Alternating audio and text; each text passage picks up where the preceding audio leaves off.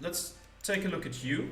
Agent Vera is here again. We can't behold her because we already tried today and it seems we failed miserably. Right. Let's engage. It would be something akin to 1,000 a month. Standard fare, really. Rickspite, a local taverner. Obviously, all of my proprietary deals would have to be included in that. Obviously. Which would make it more akin to double that price at least. The orc woman places her cup on the counter and leans forward. We hope you'll consider it. The fiendish woman behind the counter gives her a wide, sharp grin. Vera turns to leave and almost walks right into you. Whoops. Cleric, lovely to see you again, but I can't stop to chat. Do swing by Water Lane later, will you? As the orc steps past you and leaves the tavern, you look over to the woman behind the bar. She locks eyes with you while putting away the orc's cup. Approach. Okay, now we can behold. Rickspite, a local taverner. Dexterity behold, okay. My god. My rolls are dreadful. I think we can try that again tomorrow. Yes, not right now. Maybe we can try it tomorrow. Let's see. Behind the counter stands a woman of fiendish origin, focused on filling up one of the taps. She immediately stops when she notices your approach. A tiefling. A folk with demonic or devilish blood in their veins. Often have features such as horns, tails, red or blue skin color, and various esoteric abilities. Welcome to the Drunk Sphynx. My good lord, a cleric. How lovely to see the city stop by. She gives you her full attention. Name's Rickspiter. I'll be serving you tonight. Point at her horns. How did that happen? No, I know she's a tiefling. I know that's just what tieflings look like. I'm the cleric of Norwich. Actually, I need to make it clear to you that I'm not a cleric. No way. You're the tavern owner. Do you have a bunch of information that could help me in my quest? I'll go with the fourth one. Sure. If there's anything I can do for you, just ask. I know more than most in this sprawling city of ours. This city is not hers. We all share this place. It is as much hers as it is yours. Oh, Snell! She exclaims as she notices him over the counter. Aren't you a sight for sore eyes? Want something to drink? I'm on the clock. He nods towards you. Oh, you're the escort, eh? That's not how I'd phrase it, but sure. She laughs and sticks a sharp finger in your face. Don't get Snell into too much trouble, you hear? He's already grumpy enough as is. What's up with the gesture towards the Sphynx? That's Olzis. Great gal. She's a Gyno-Sphynx. She's been here since, early Gate era. Gyno-Sphynx, a monstrous being often found undertaking missions for the gods. A feminine force capable of seeing through time and space. Collector of ancient lore and dispenser of riddles. Known to test mortals to uncover their true worth. But good luck getting more than that out of her. She always drink this much? Yeah, that's the only reason this place stays open. She lets us all hang around. She lets us all hang around her sacred chamber, and in return, I get her pumped on some river wine. Cost-wise, it's not that much worse than a regular city rent. Oh, thanks for telling me about the Sphynx. No problem, she says with a wide grin. You two friends, Snell? No. Don't say that. You're hurting my feelings. There's a tension here. You should mention it. No. It's a failure. I shouldn't. Does Snell spend a lot of time in here? You don't need to ask her. It's not relevant. He does, she says, ignoring his comment.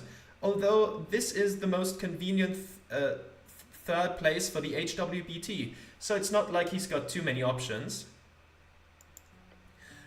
We've got all the wonderful goblin we could need here, every night. great, I've got some other questions. I'm not gonna blow up his spot too much, what do you know about the tea shop? It blew up. She looks shocked. And people keep saying that, right? Very strange. She gives you a quick shrug. Wasn't here, not usually on Tolstad over noontime. I'm more of a night gal, obviously. So I'm not much help, sadly. I've just heard the regular. But I can recommend talking to the kid at the kiosk upstairs. His brother comes in here often, and I overheard him talking about it. Thanks. No problem, cleric. Tell me about the owner of the tea shop. Drummer? He's a real piece of work. Like, I'm impressed that he kept that tea shop afloat for so long, but... Look, I just know the rumors, okay? I love rumors. She leans in with a smirk. Same. Drummer kept the tea shop full of Asgalists, mostly young ones, but supposedly he'd been working with the Freestriders on the side. Like some kind of spy, she laughs. Could you imagine? Does he come here often? Nah, oh well, yeah. Yes or no? Look, I see him around. He's not a regular, but when he does show up, he's loud and wants to perform. You know, she gestures, drumming on the counter. Not the greatest patron. Do you think he blew up the tea shop himself? No. She shakes her head and repeats the answer. No, that bird couldn't make a ballsy move like that. Now run away from it? For sure. That's what I'd expect. And indirectly, I'd be surprised if he's not at least a little to blame. Where do you think he's at? Well, I do remember him mentioning something of an escape plan one time. Really? That sounds very relevant. The bird was drunk, okay? Muttered something about covering every liability, and how his escape plan was... Look, I thought it was a bad joke. But he said, from what I can recall, that his plan was to sneak into a crate and ship himself to Reed's. That's a wicked good plan. You should look for him on Water Lane, at a warehouse or something. That's ridiculous. That wouldn't work, would it? I mean, I'm sure it happened at some point historically. She shrugs. Drunken ramblings, but... If I were you, I'd check Water Lane. That's it for now. Sure. Do you know a man called Frank, son of Frank? Your questions causes her to let out a hearty laugh. I'm happy I'm not the one having to ask that stupid fucking question. No, I'm afraid I haven't, she eventually manages to tell you. Sorry, cleric. She cannot help you. I'm searching for a paladin. She shakes her head. Don't expect to find much. Haven't seen Lord Gorm for weeks. You know him? I've handed him drinks a few times, exchanged a few words, so sure, I know him. What does he look like? A big guy, Earthguard-like outfit, but with more gold. Not the type you'd like to arm wrestle. Other than that, green eyes, blonde, long hair. Did he wear a helmet? Oh, no, never actually. He always showed off those golden locks. A clear sign of corruption. What sort of man would choose to show skin instead of iron? I guess his proclivity for vanity very much surpassed your own, cleric, she says with a playful smile. You ever hear him say anything suspicious? She laughs. Look, drunkards say all kinds of shit. Can't read too much into it. What did you hear? Mostly a bunch of ranting about how every single political entity in the city should be burned to the ground. Some typical pro-human slogans, you know the stuff. That just sounds like objective truth to me. So Lord Gorm is a fascist? Got it. I'm sure he has his reasons to be upset. I hope you told him to shut his mouth. So Lord Gorm is a fascist, got it. She laughs. Might be simplifying the issue a bit, but sure. Do you know where I can find him? I hear all kinds of rumors, cleric. Either he's cracked under the pressure and started living as a fisherman or bagger on Water Lane, or he died in the tunnels below fighting undead abominations, or he's jumped on a ship to Muletown. Maybe Lord Gorm wants to head out into the infinite wastes through Toll's Pass. Either way, I don't think you're going to find him, Cleric. But maybe there's some clues to his fate somewhere here in Tolstad. Who knows? Thank you for the information. You're welcome. What are you voting in the election? That's a cheeky question. No, it's not. Don't worry, I will not repress your political opinions. Unless it's fascism, I suppose. I would be inclined to maybe repress that side of things. You don't have to tell me if you don't want to. Okay, I'll go with that. Well, if you're being so nice about it, then I'll have to. You've made this woman very happy. Early on, I thought about voting for the Agricultural Party. They had a big focus on the small business owners, that's me. But obviously, they moved over to a bigger worker class focus and are now completely swallowed by Asgalism. So now I'm leaning towards the Free Striders. They want to build up the economy and increase trade, which will directly make my life so much easier. Plus, it's hard to ever vote for the Nationalists when they want my kind to be second-class citizens. The Free Striders will let you buy your way to first class, or what? She gives him a half smirk. Something like that. You like the Agricultural Party? Liked. They had a neat manifesto, okay? Freedom of movement and business type shit. Why not vote green? You're a Free Strider then? Why would more trade make your life easier? Sounds like you don't understand the Nationalists. Fuck fascism and give her a high five. Yeah, fuck fascism. She enthusiastically meets your hand in a satisfying smack. Holy shit. Hot shit. Hell yeah. You're a Free Strider then? Hey, just because I'll vote for him doesn't mean I'm dedicated for life. They happen to be the most useful for my business, nothing else. Why would more trade make your life easier? I think the answer to that is obvious, but I'll ask it anyways. She looks around. Tolstad is already a hotbed for travelers coming in from all around the coast. If the tariffs are lowered, especially between Reetsian cities, we'll be seeing twice as much traffic on Waterlane. That means twice as many patrons. I might even have to expand. Okay, that's all the politics for now. Okay, tell me about yourself. Please do dive on in, Cleric. Anything in particular you'd like me to rant about? Tell me about your business. My favorite topic. I've got several businesses, in fact. Some people call me a bit of a serial entrepreneur. Okay, so it's just a tavern, not an inn? Tell me your story, but focus on the tavern. Tell me about everything, every detail. We'd be here all day. Oh gods. But I can do a quick rundown if you want. Sure, I started off in printing, believe it or not, so many years ago at this point. There was a great boom in the industry, right when my horns were budding. Did you know we had over 12 papers in circulation at its peak? Crazy. I ended up with way more capital than I anticipated, which gave me the opportunity to invest quite heavily. And you know me, she says and winks. You do not. This woman is overly familiar for a living. Admirable. I took on big risks for a big reward. A little bit of agriculture, a little bit of politics, signed some deals with the Free Striders, some with the agriculturalists, or whatever they call themselves these days. My main business today is actually textile manufacturing. Started a mill 2 years ago with the most inspirational woman you've ever met. Suffragettes, widows, women you've ever met. Suffragettes, widows, immigrants, or Novikians alike. We're building a new world of feminine industry.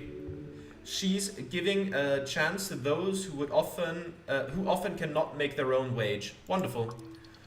She must be making a shit ton of coin. Good for her. This tavern was born out of my meeting with Olzis. She nods her head in direction of the massive things at the end of the chamber. She's guarded this place for centuries, millennia. Gods only know how long. Even our good Lord Earth just let her be. The Lord saw this divine being and allowed her to continue her sacred mission. But I managed to get her to open up a bit. A few drinks later, and we've got a contract signed. Today, it's a highly successful establishment with patrons from all around the world. Things are a bit slow these days with the whole tea shop drama, but alas, things will pick up soon again, I'm sure. Oh, intelligent successful. Oh my god, it actually happened. That is not how you use alas in a sentence. Oh yeah. Yeah, alas is used for something negative, and it will pick up soon would be something positive. Oh yeah, she talks so damn much, you barely even picked up on it. You devil or demon fiend? I don't know if that's a good question to ask. I don't know how that is viewed culturally here, but I don't think I want to delve into that. How did you end up here? Long story. Oh god. I'll keep it short, as I'm sure you've got better things to do. Essentially, family from Heishi was born in Vojeni, raised in reeds during the worst of the revolution, left my family behind and came here to start anew. Now I'm building businesses left and right. Ascan is a wonderful land full of promise. I love it here. She leans in and smirks. Thank you so much for taking in an outcast like myself, cleric. She's too close. Tell her to back off. I'll just say, you're welcome, citizen. I am. She shows her sharp teeth in a bright smirk. How do I get to the undercoast? I don't know. She points downwards. Head down until gravity flips? Never been myself. What's your mother's maiden name? Am I allowed to say that? Isn't that a curse thing? Like knowing the true name of a devil or something?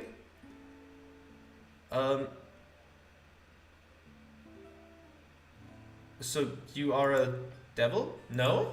Or I mean, you're not one of those folk that keep confusing devils and demons, are you? They're both creatures of evil, flawed to the core. Stare at her for a little bit, then say there's a difference? No, I'm an expert in my field. In demonology,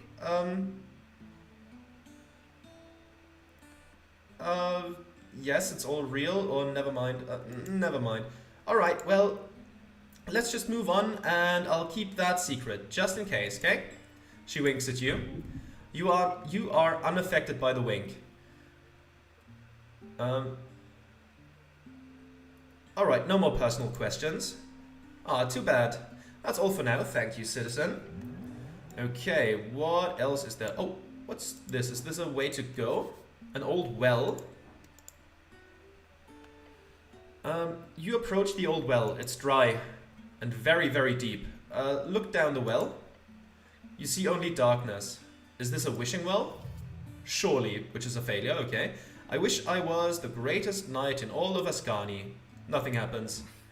Won't you look at that? That must mean you're already the greatest knight, right? He's making fun of you. I will not jump down here. Not yet. I might try that if, you know, it seems like a funny thing to do. Okay, now the Sphynx. Let's behold. It's a wisdom behold. Olzis, Vault Guardian. Come on now, roll something good. Okay, that's a 16. That's not too bad. Monstrosity, level 14 Gynossphinx. Thousands of years spent guarding a hole in reality. Remember, her perception is beyond your ability to conceive. For her, a day is a fleeting moment, unless you make it memorable. A hole in reality. Is that the well? Interesting. Maybe we should jump into that. For her, a day is a fleeting moment, unless you make it memorable. A Gynossphinx giving out riddles. A woman searching for something, anything, even remotely interesting about these scurrying mortals. Why else allow them into her lair like this? She is not being exploited. Whatever deal she struck with the tavern keeper, this beast of jaw could break it at any moment. None of them hold any power over her. Yet she cannot leave. Okay, 18 strength, 15 dex, 16 con, 21 intelligence, 18 wisdom, and 18 charisma. Someone we should absolutely not mess with. Let's engage. A lull falls out of the ambient cheer. Just a beat of uncertainty as the cleric steps before the tavern's singular attraction. You have the bravado to wow her. Be exactly what you are. Do exactly as you do. Oh no. That's a failure. She, along with everyone else, will love you all the same. Look up at her. Towering, you stare at this somewhat feline creature up on the stage, a living myth, currently taking a swig out of a barrel, clearly not paying you any mind. Anticipalian. The scent of cheap wine lingers in the air, along with an esoteric sensation. Give her a deep bow and don't say anything?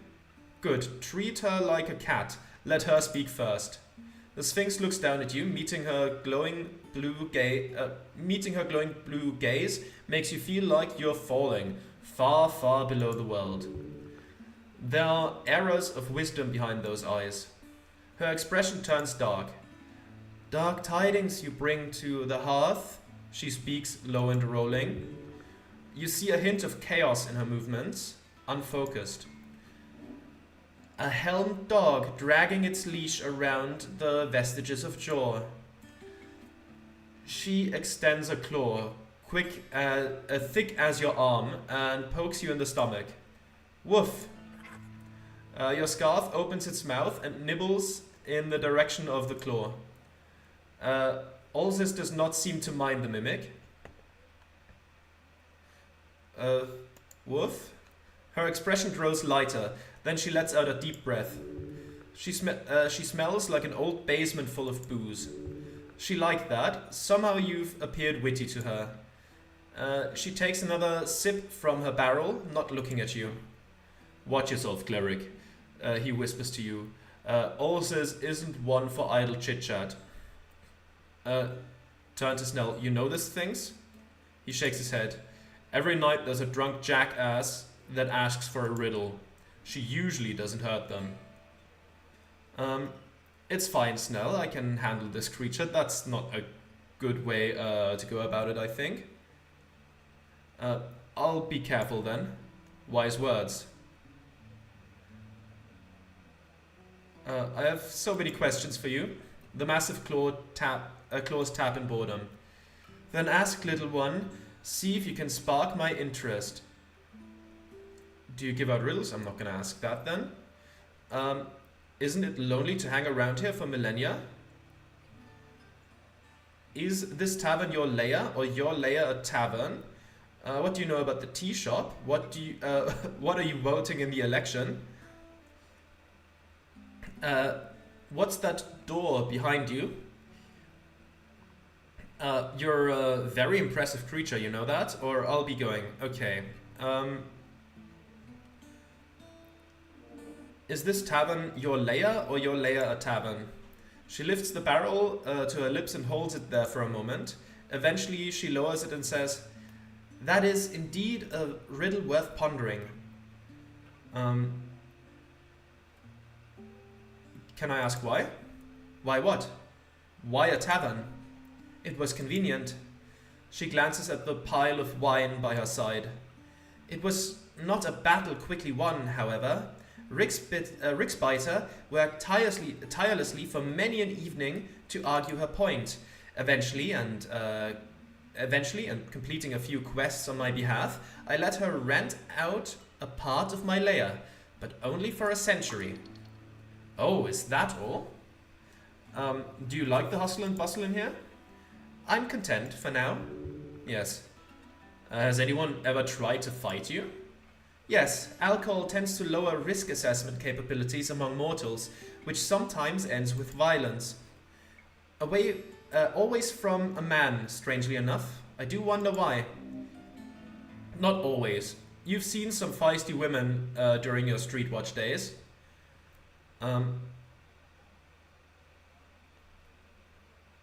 Nice to see you enjoying your tavern, Leia. I've got other questions.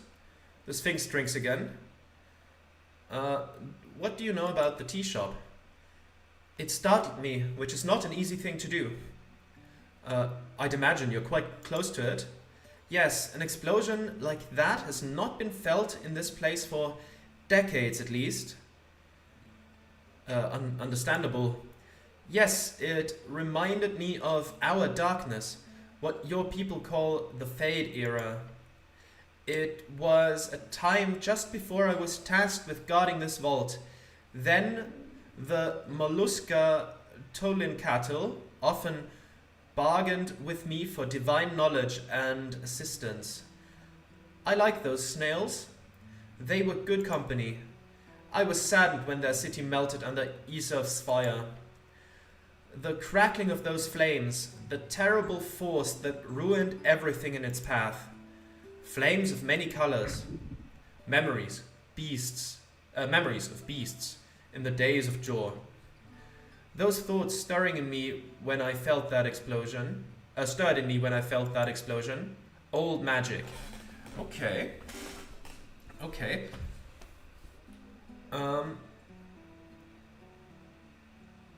You've been here since the Fade era? There were some excursions early on, but yes, a bit over a millennia ago. That's awesome. Thank you. Snails? She nods. They built the first city here, from what I know. You've walked their streets, little one? You've walked their streets, little one. Can you tell me more about these folk? A bit, yes. They were masters at wizardry, far before the arcanists or humans, for that matter, even arrived. Far before arcanists or humans, for that matter, even arrived to Jor's coast. They made some poor choices during their rise and fall. They aligned with Jor against the gods, for one, and of course, they picked the wrong side of the Dragon Wars. It's a tragic tale of a civilization that I truly believe to be good for the coast. They were just a little slow, caught up to them in the end. Could someone have used fireball to cause the explosion? The Sphynx shrugs. I've seen more than a fair share of those in my time. Seems like everyone uses it. A third level fireball would not come close to that power. Any other spells then? Destructive spells come in all sizes and shapes, little one. But there's a saying among arcanists that any spell made to cause damage is just fireball in different clothing. So who knows? But I'm sure you'll figure it out. Do you think it was dragonfire that caused the explosion? She scoffs. No, I do not. No, she thinks you're stupid now. It was much too concentrated of a blast. Besides, a dragon large enough to cause such destruction would surely not be capable of sneaking away without a single witness. Tell me about Esoth. I'd prefer not. His terrible reign is a topic left out of polite conversation. Whenever you see the flaming mounds upon the burned coast lit up in smoke and cinder, you will know his will has not gone away. Not for a moment. Flames of many colors? Blue, yellow, and purple. It is said if you can see the purple, it will be the last thing you do. That's all for now, thank you. You're welcome. What's that door behind you? Nothing. But it's clearly something. How perceptive of you, little one.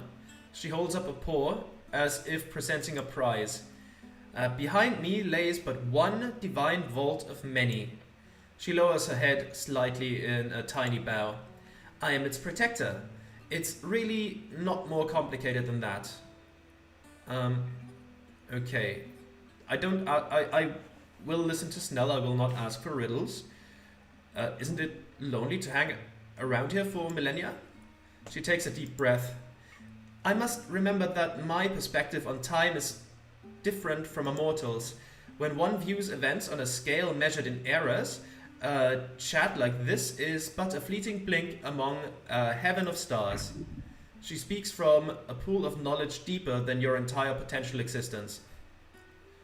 So everything is going really fast for you. Mortality makes life beautiful. Hanging around a tavern can't be too lonely, right? So there's no Sphynx in your life then? I wanted to ask something else. So everything is going really fast for you? The Sphynx takes a moment. When a child grows, a house once thought massive will soon start to feel cramped. As time grinds on, the idea of today is no longer a canyon of possibilities. For me, that house is minuscule. That's fascinating. Thank you for sharing your perspective. You're welcome, little one. I want to ask something else. I will not try to flirt. I think I will be going now. Yes. Thank you for the talk, Sphynx. That was interesting. Okay, I am very curious about jumping into here. It's autosaving right now. If I die, I will be right back here.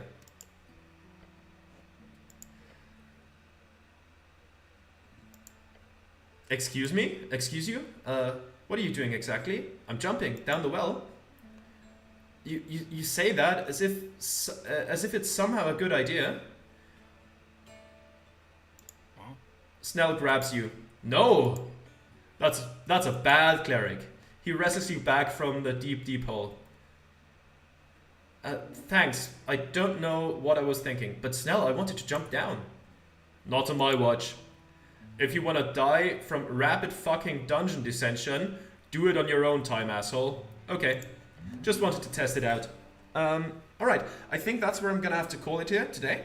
So thank you very much for watching. I guess next time we'll look around a bit more on the surface, since we haven't really explored that all that much. There's plenty of areas to take a look at. Maybe we'll take a long rest at some point, because I mean, it's getting late. Oh god, I hope I don't have to find a place to sleep in a hurry. Like in Disco Elysium, you sometimes have to. Yeah, okay. But that's for future me to worry about. And until then, thank you very much for watching. I'll see you then. Goodbye.